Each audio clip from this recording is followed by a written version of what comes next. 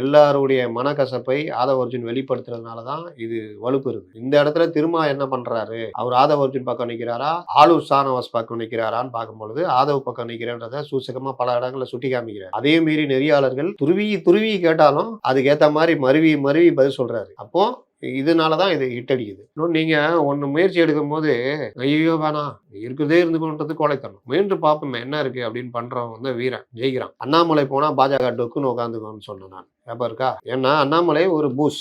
அவர் பாஜகவுடைய பேஸ அவர் உருவாக்கல, அண்ணாமலைக்கான ஒரு இதை உருவாக்குனார். வணக்கம் சார். வணக்கம். விடுதலை சிறுத்தைகள் கட்சியில துணை பொதுச் செயலாளர் ஆதவ அர்ஜுனா கூட்டணி ஆட்சி குறித்து பேசின விஷயம் ஒரு பெரிய விவாதத்தை உருவாக்குச்சு. அதனை தொடர்ந்து திருமாவளவன் அதுக்கு ஒரு பதில் சொல்லி அந்த பிரச்சனைக்கு முற்றுப்புள்ளியும் வச்சாரு. ஆனாலும் திருமாவளவன் ஏன் வந்து மௌனமா இருக்காரு, ஏன் அமைதி காக்குறாரு அப்படிங்கிற கேள்விகள் தொடர்ந்து முன்வைக்கப்பட்டது. அது எல்லாத்துக்குமே நேத்து பதில் சொல்லியிருக்காரு. ஒரு தொலைக்காட்சி பேட்டியிலையும் ஒரு மேடை பேச்சிலையும் பேசும்போது ஆதவ அர்ஜுன் பேசினது கட்சி நலன், ரவிக்குமார் உள்ளிட்டவர்கள் பேசினது கூட்டணி நலன், ரெண்டுத்துக்கும் வித்தியாசம் இருக்கு அப்படின்னு சொல்லி ரெண்டு பேருடைய கருத்தையுமே ஒரு வகையில் அவர் ஆதரிச்சு பேசியிருக்காரு. யார் பக்கமும் ஒரு ஸ்டாண்ட் எடுக்காம நியூட்ரலா இருந்திருக்காரு. இதை திரும்ப அணுகிய விதம் எப்படி இருக்கு நீங்க பாக்குறீங்க? நான் பேசிக்கலாமா? ஏன்னா இந்த மாதிரி கையில் வச்சுக்கிறது கூட விமர்சனத்துக்குள்ளாகுது. நீங்கள் என்ன கருத்து பேசுகிறீங்க, எதை பற்றி பேசுகிறீங்கன்றதுதான் விஷயம். யார் பேசுகிறாங்க, அவர் எப்படி உக்காந்துருக்காரு, அவர் ஏன் ஜீன்ஸ் பேண்ட் போட்டு வந்தார், அவர் ஏன் கையில் பேனா வச்சுக்கின்னு இப்படி ஆட்டின்னு இருக்காரு, அவர் ஏன் கால் மேலே அவர் கால் மேலே தானே அவர் கால் போட்டிருக்காரு. இந்த மாதிரி வாதங்கள், வெற்று வாதங்கள் ஏன் வருது அப்படின்னு பார்த்தீங்கன்னா, விஷயம் இல்லாதவங்கள்ட்ட என்ன வரும்? நீங்கள் ஏன் தப்பி போட்டிருக்கீங்க, நீங்கள் என் கையில் ரிங்கி போட்டிருக்கீங்க, இப்படி தான் கேள்வி வரும். அதனால் விஷயம் இருந்தால் நீங்கள் பொதுவாக பத்திரிகையாளர்களோ மற்றவர்களோ பார்வை இருந்துச்சுன்னா அவர் என்ன சொல்கிறாரு, அது ஏற்புடையதா, அது கரெக்டாக, இந்த கூட்டணி கரெக்டாக, அந்த மாதிரி விவாதங்கள் போகும். அதனால் முதல்ல ஏன் இது சுட்டி காமிக்காக தான் அந்த பேனா அந்த மாதிரி விஷயங்கள் சொன்னேன். ஆதவ அர்ஜுன் ஒரு தெளிந்த ஒரு நபர்.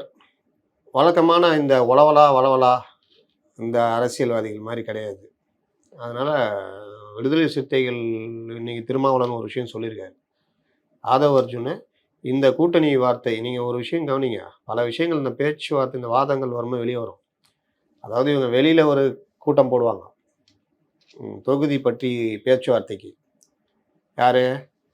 நேரு, துரைமுருகன், அந்த இவர் பேச்சுவார்த்தை குழு பொன்முடி அவங்களாம் அங்கே அந்த இது உட்காரோம். நம்ம மீடியாக்கள் போய் எல்லாம் எடுங்கப்பா, விஷுவல் எடுங்க கிளம்புங்க அப்படின்னு விஷுவல் போட்டு பேச்சுவார்த்தை ஆரம்பமானது. விடுதலை சிறுத்தைகள் இவ்வளோ கேட்கிற அவரை இது பண்ணுறாங்க. ஆனால் இன்னொரு குழு தனியாக பேச்சுவார்த்தை நடத்துது. அது இன்றைக்கி திருமாவளவன் சொல்லிவிட்டார். நாங்கள் பேச்சுவார்த்தைக்குள்ள அங்கே பேசியிருந்தாலும் எங்களை அழைத்து மாப்பிள்ளையும் ஆதவ அர்ஜுனும் பேசினாங்க.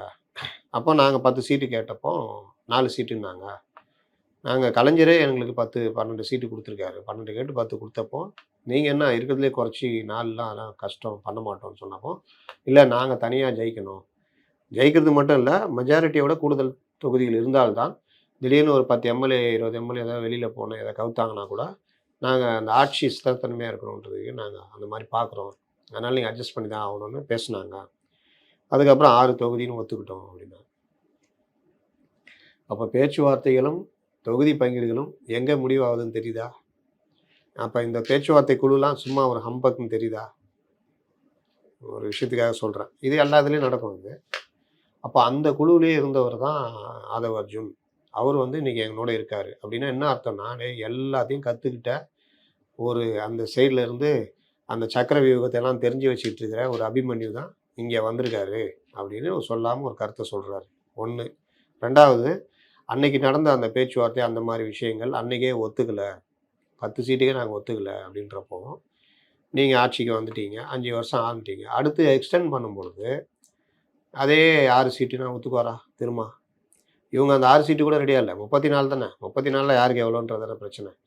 அப்போது எனக்கு வந்த தகவல் கிட்டத்தட்ட அதிகமான சீட்டு துணை முதல்வர், ஒரு அமைச்சர், 2 அமைச்சராக தெரில, இந்த மாதிரி டீலிங்க்கு கிட்டத்தட்ட வெளியில் முடிஞ்சிருக்குது. அது அதை நோக்கி நகர்ற வேலையை பண்ணுறாங்க அப்படின்ற மாதிரி எனக்கு வந்த தகவல். அப்போது நீங்கள் அதே 6 சீட்டு இருந்தால் கூட இருக்கிறதுக்கான வாய்ப்புகள் மிக மிக மிக குறைவு. இதை கூடவே இருந்து பார்த்தவர், அந்த ஸ்ட்ராட்டஜி தெரிஞ்சவர், அப்போ நீங்கள் பார்க்குற மாதிரி நான் சொன்னல வளவலா கொலகொலா அரசியல்வாதி கிடையாது. அதை தான் இவங்களுக்கு கோபம் வருது. என்ன சொல்கிறாங்கன்னா, இவர் என்ன துணை பொதுச் செயலாளர் இருந்தாலும், இவர் வந்தது எவ்வளவு? எங்கிருந்து வந்தார்? புதைக்க பெற்றவர் புத்துயிர் பெற்றார். புத்துயிர் பெற்றவர் புதுவாழ்வு பெற முயல்கிறார் அப்படின்னு துக்ளக் படத்தில் திமுக வச்சு அவங்க தானே வசனம் பேசுவாங்க. அந்த வசனத்தை வச்சிருப்பாரு ஷோ. அந்த மாதிரி புதிதாக வந்தவர் புத்துயிர் பெற்றார். புத்துயிர் பெற்றவர் புது வாழ்வு பெற முயல்கிறார் அப்படின்னு ட்ரை பண்ணுறாங்களா அப்படின்னு ஒரு இது யார்கிட்ட வருது? கூட இருக்கிறவங்கள்ட்ட வருது. அது கூட பரவாயில்ல. தனி அரசுன்னு ஒருத்தர் தனி கட்சி நடத்திட்டு இருக்கிறாரு. அவர் எப்படிலாம் ட்ராவல் பண்ணார் நம்மலாம் பார்த்துருக்கோம். சட்டசபையில் அவர் வாழ்த்தாத வாழ்த்து கிடையாது. அதிமுகவில் ஜெயலலிதா கிட்ட, அதுக்கப்புறம் டிடிவி கிட்ட போனார். அதிமுகவோட கொஞ்ச நாள் இது பண்ணார். இப்போ தளபதின்னு சொல்லிட்டு பண்ணிகிட்ருக்காரு. பண்ணுங்க, அதெல்லாம் நமக்கு யாருக்கும் உரிமை இல்லை. அது அவர் நிலைப்பாடு. ஆனால் அதை தாண்டி அவர் கோபம் வருது. விஜய் மாநாட்டுக்கு எதுக்கு பர்மிஷன் கொடுக்குறீங்க அப்படின்னு கோவப்படுறாரு. ஜனநாயக நாட்டில் ஒரு கட்சி தொடங்குறவங்க மாநாடு நடத்துகிற கூட பர்மிஷன் கொடுக்கூடாதுன்னா அவருடைய எண்ணம் எப்படி? ரெண்டாவது என்ன சொல்கிறாரு? இவர் யார்? இவர் என்ன கால் மேலே கால் போட்டு உட்காந்து பேசுகிறார், இவர் என்ன இப்படி பேசுகிறாரு, அவங்களே சும்மா இருக்கிறாங்க அப்படின்னு சில இது சொல்லுவாங்கல்ல. அவ்வளோ பெரிய ஆளுங்க சும்மா இருக்கிறாங்க, நீ என்ன பேசுகிறேன்னுவாங்க. யார் வேணாலும் பேசலாம் அப்படின்றது தான் இது. இந்த நண்பன் படத்தில் கூட ஒரு காட்சி வரும். விஜய் மாணவராக வருவார். பேசுகிறப்ப எல்லாம் திட்டுவாங்க. ஆனால் அவர் தான் தெளிவான கருத்தை அந்த படத்தில் பேசுவார். அவர் அந்த மாதிரி இவர் என்ன நடைமுறை அவர் சொல்கிறதுல யாரையும் திட்டலை. அவர் என்ன சொல்கிறாரு? முன்ன இருந்த நிலைமை இல்லை, அன்னைக்கு இருந்த கரிஷ்மா லீடர் இல்லை, 45% தனித்து நின்று எந்த கட்சியும் வாங்க முடியாது, எல்லாரும் சார்ந்து இருக்கிறோம், அதில் குறைந்தபட்ச இதுன்னு நீங்கள் போகும் பொழுது நீங்கள் மட்டுமே அதை நாங்கள் எல்லாரும் சேர்ந்து உங்களை தூக்கி ஒரு இடத்துல உட்கார வைப்போம், ஆனால் நீங்கள் மட்டுமே அதுக்கான இதை அனுபவிப்பீங்க அப்படின்னா எப்படி ஏற்றுக்க முடியும் அப்படின்றத வைக்கிறாரு. இங்கே திருமாவளவன் என்ன சொல்கிறாரு? அந்த மற்ற நிலைப்பாடுகளை, கட்சியுடைய நிலைப்பாடுகளை அவர் பேசுகிறார். கூட்டணியுடைய நிலைப்பாடுகளை பற்றி இவர்கள் பதறுகிறார்கள், அதையும் பேசுகிறார்கள்ன்றார். கூட்டணி இதுதான் அதுதான்னு தீர்மானிக்கிறதுக்கு திருமாவளவனால் கூட முடியாது. கரெக்டா? ஏன்னா அன்றைய சூழ்நிலை என்ன ஆகுமோ தெரியாது. கூட்டணிகளை பற்றி இவர்கள் பேசுகிறார்கள் அப்படின்றார். அந்த நெறியாளரும் மற்றவங்க கேட்குறது என்னென்னா, அவங்க அந்த பாணியிலேருந்து தான் கேட்குறாங்க. என்ன அந்த மாதிரி அவர் 15 நாள் முட்டை பொரிஞ்ச மாதிரி பண்ணுறாரு அப்படி இப்படின்றாங்க. அப்போ அதுக்கும் அவர் பதில் சொல்கிறார். இல்லை, அவர் சில இது இன்மெச்சூர் இதுவாக இருந்தோம்னா அவர் சுட்டி காமிச்சிருக்கோம் அப்படின்றாரு. எங்கேயுமே அவர் பேசுனது சரியில்லைன்னு சொல்ல வரல. ஆமாம், பேசுனது தப்புன்னு சொல்ல, ப்ரீமெச்சூர்டு அப்படின்னு. ப்ரீமெச்சூர்டு ப்ளஸ்ஸு ப்ரீமெச்சூர்டுன்றதே மெச்சூர்டுக்கு முன்னாடி தானே, அது ஒன்றும் பெரிய ஒரு விஷயம் இல்லையா. இன்னொன்று அவர் சொல்கிறது அந்த நேரம், அதுதான் சொல்கிறார். ப்ரீமெச்சூருடைய அர்த்தம் எந்த நேரம் இல்லை அப்படின்றாரு. இதே ஆதவ அர்ஜுன் இதெல்லாம் கூட கில்லாடி.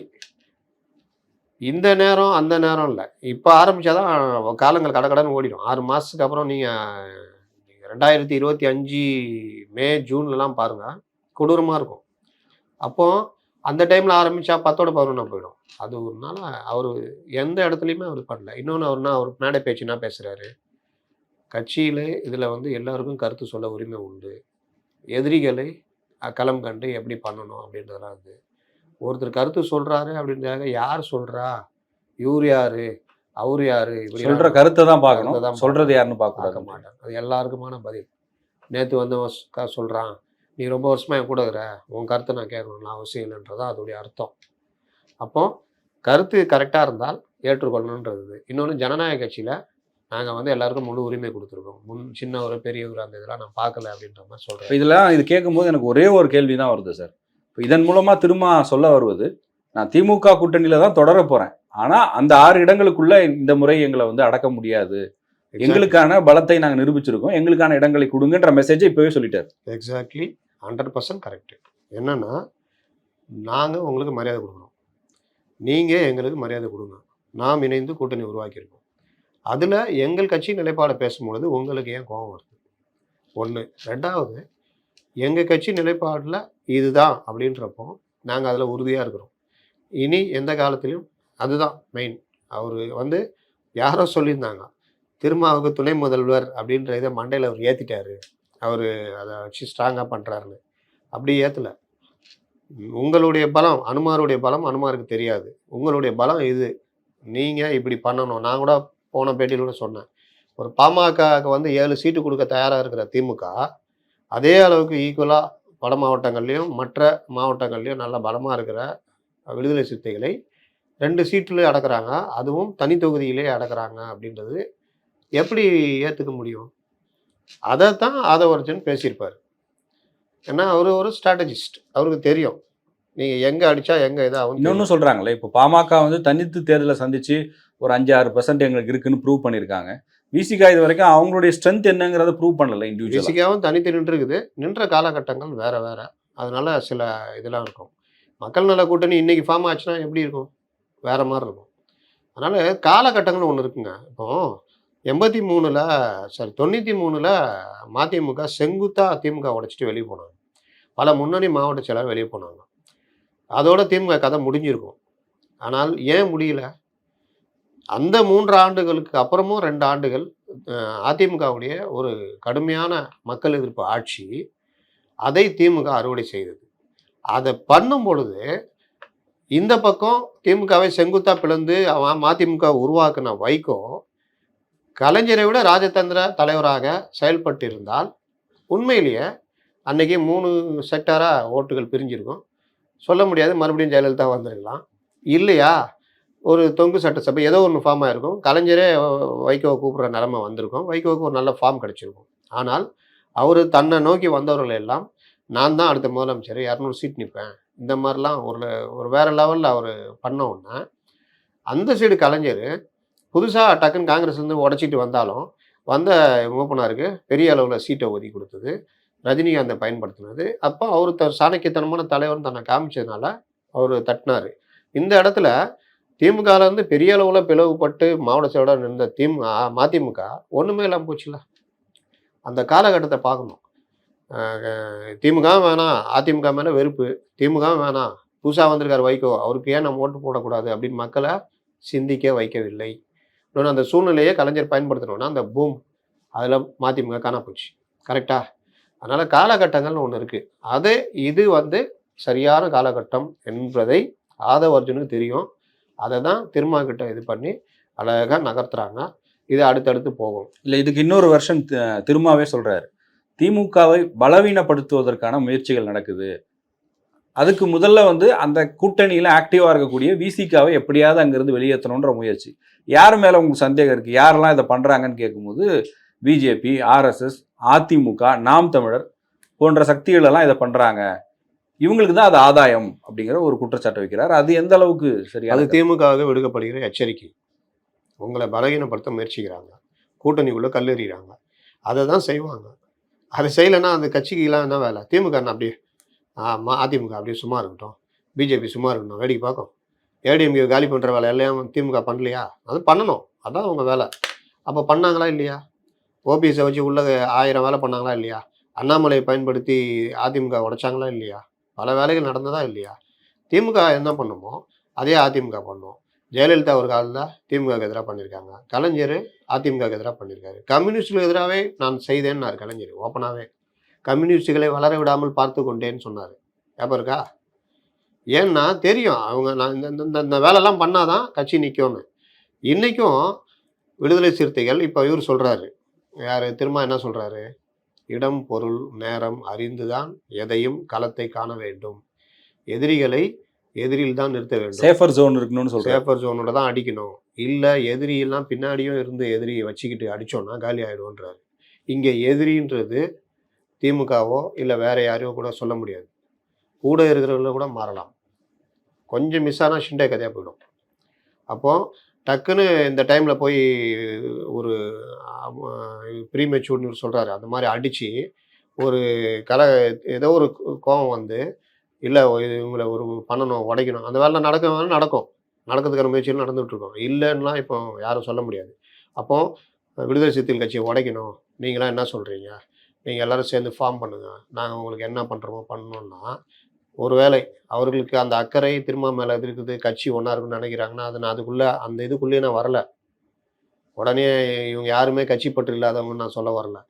அதுக்கான வாய்ப்புகளை உருவாக்கி பண்ணுனாங்கன்னா, எப்படி தேமுதிகவ சந்திரகுமார் யாரு?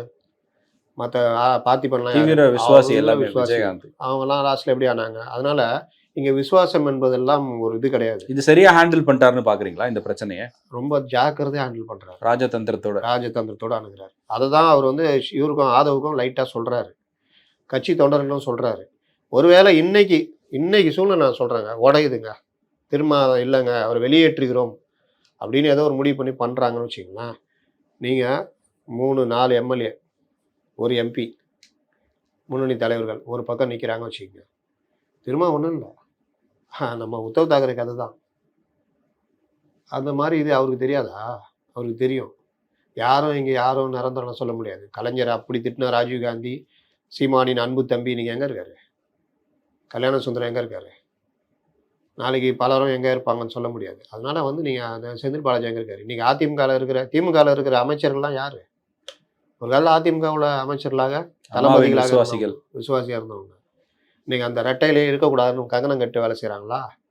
அதனால் நீங்கள் அரசியல் எதுவும் நடக்கலாம். இது திருமாவுக்கு நல்லா தெரியும். அதனால தான் ரொம்ப தெளிவாக இந்த வேலைலாம் நம்ம பார்த்து பண்ணணும். இன்னொன்று ஆதவ அர்ஜுனா மேலே ஆக்ஷன் எடுத்தாலும் அது தொண்டர்கள் அதிருப்திப்படுத்துறாங்க.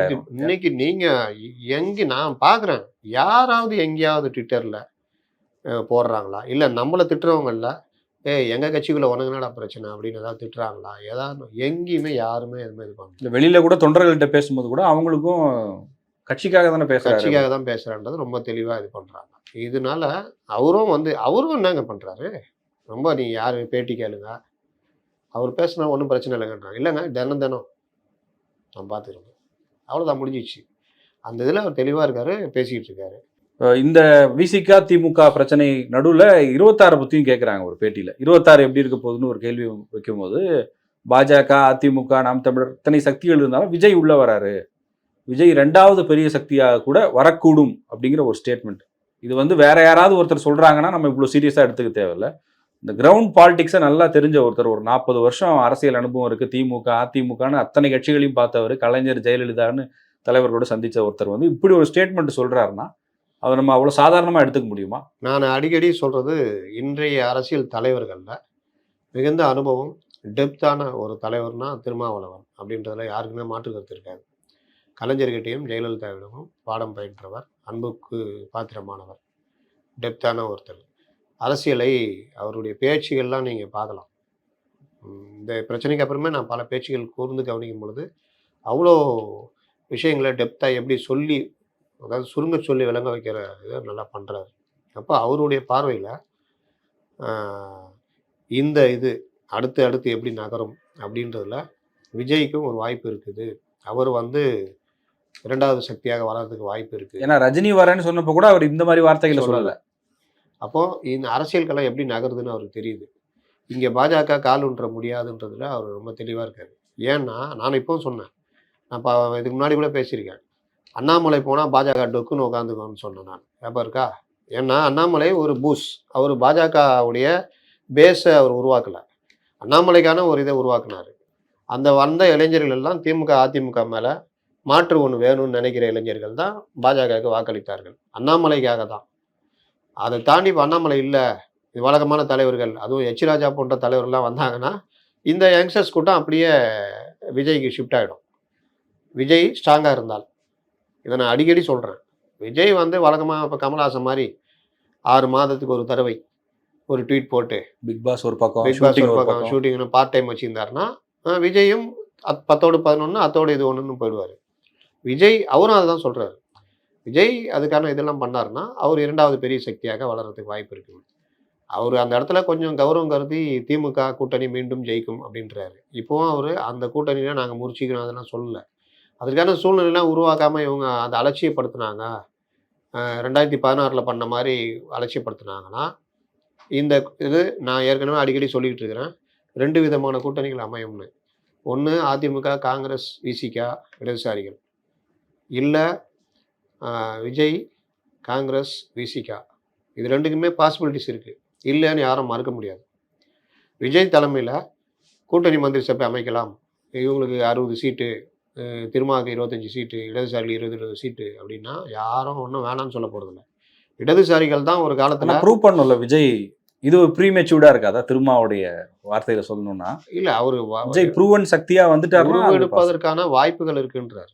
அது அவர் எந்த நம்பிக்கையில சொல்றாருன்னா, அவர் ஸ்ட்ராங்கா அரசியல கொண்டு போனாருன்னா, அது வந்து பிராக்கெட்டுக்குள்ள வந்துரும். இல்ல கண்டிஷன் நான் சப்ளை ஆமா மாதிரி. கண்டிஷன் சப்ளைன்ற மாதிரி. அதனால விஜய் வந்து அந்த அந்த இத கொண்டு போனாருன்னா, ரொம்ப சாமர்த்தியமா முடிவெடுத்து, நீங்க வாங்க கூட்டணிக்குள்ள வாங்கன்னு திருமாவையும், காங்கிரஸெல்லாம் கூப்பிட்டாருன்னா, அவங்களுடைய அனுபவத்தின் மேல கட்டமைக்கப்படும் அந்த தேர்தல். அப்போ இன்னும் கொஞ்சம் ஸ்ட்ராங்கா ஆகும். அதுல வந்து என்ன கிடைக்குதோ, அது அவங்கவங்களுடைய சாமர்த்தியம். இல்ல ஒரு மக்கள் நல கூட்டணி மாரி போயிடுமா? அப்படின்னா, கொஞ்சம் வாய்ப்பு கம்மி. ஆனா விஜய் அப்படின்ற ஒரு இது, மாற்று விரும்புகின்ற அதாவது 2016ல இருந்த வாக்காளர்கள் இன்று இல்ல. கிட்டத்தட்ட 8 வருஷம் ஆயிடுச்சு புது வாக்காளர்கள் அதெல்லாம். அப்ப மாற்றத்தை விரும்புகிறவர்கள் வரும்பொழுது, பெரிய அளவுல அடிபடும். ஒரு செக்யுலர் காம்பினேஷனா அப்படி சொல்ல வரீங்களா நீங்க? ஆமா. ஒரு காங்கிரஸ், பெரிய விசிக. ஆமா. இந்த பக்கம் 5 வருஷம் இவங்க ஆட்சியில இருந்தவர்கள். அந்த ஒரு விமர்சனமும் இருக்கும், கோபமும் இருக்கும். இது தனித்து விடப்படுவாங்க திமுக. அதிமுகவும் தனித்து விடப்படும். அப்போ வாக்குகள் சிதறும். அதுல இவங்க கெயின் பண்றதுக்கான வாய்ப்புகள் இருக்கு. இதையும் திரும்ப பயன்படுத்துறதுக்கான வாய்ப்ப யோசிப்பாரு. ஏன்னா, அவரு ஒவ்வொரு தடவ வாய்ப்பு கிடைக்கிறப்பலாம் மாற்றத்த ஏதோ ஒண்ணு பண்ணணும்னு நெனச்சிருக்காரு. இப்போ இன்னொருத்தரும் சேர்ந்திருக்காரு. அது ஒண்ணு.